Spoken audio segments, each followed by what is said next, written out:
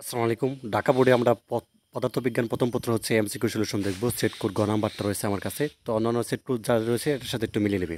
আচ্ছা, এখানে 1 নাম্বার যে প্রশ্নটা এটা হচ্ছে তোমাদের গ নাম্বারটা হবে, মানে ছোট গ। দেন হচ্ছে 2 নাম্বার যেটা রয়েছে এটা হচ্ছে ওই গ নাম্বারটা হবে।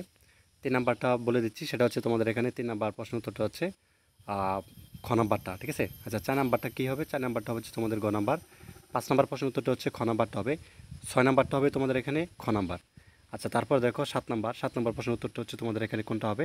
7 নাম্বার হচ্ছে গ নাম্বার, এবং 8 নাম্বার হবে তোমাদের লাস্টেরটা 100% গ নাম্বারটা। আচ্ছা, 9 নাম্বার হচ্ছে খ নাম্বারটা হবে। 10 নাম্বার হবে তোমাদের এখানে ক নাম্বারটা। 11 নাম্বার হচ্ছে ক নাম্বার, এবং 12 নাম্বার হচ্ছে তোমাদের ক নাম্বারটা।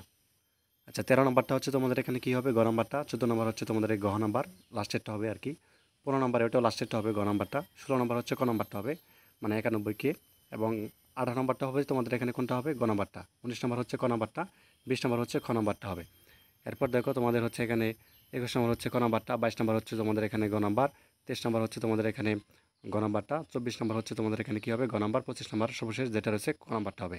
তো এই ছিল ঢাকা বোর্ডের। ধন্যবাদ সবাইকে। আল্লাহ হাফেজ।